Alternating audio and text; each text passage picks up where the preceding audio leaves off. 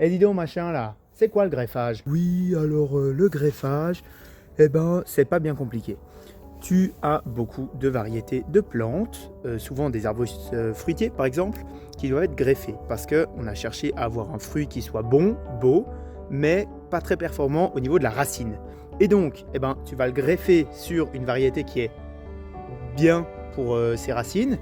Par exemple, un pommier, tu vas pouvoir prendre un porte-greffe, donc celui qui va porter la greffe que tu vas faire, donc celui qui aura les racines, pour mettre ta greffe dessus et puis avoir ta variété qui aura un meilleur enracinement probablement que si tu avais fait sans greffe. Un bel exemple sur notre beau prunier. Ici, on a le porte-greffe et ici, on voit qu'il y a une cassure qui est faite avec notre greffon qui a été greffé dessus pour maintenant donner un bel arbre qui pousse bien. L'intérêt en culture, par exemple, ça va être d'avoir toujours le même porte-greffe qui va te donner toujours la même vigueur puisque c'est des clones.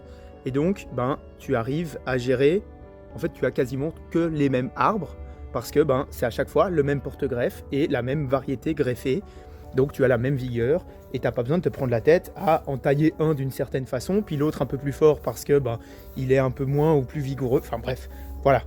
Les arbres qui peuvent se greffer, pommes, poires, cerises, prunes, noyers, châtaigniers, enfin bref, tout plein de choses. J'oubliais de dire, le greffage, ça peut juste aussi t'aider à adapter une plante mieux à ton sol, parce que y a des plantes qui vont préférer un sol acide, et toi, tu as un sol qui n'est pas acide, tu les greffes sur quelque chose qui va réussir à pousser en sol pas acide.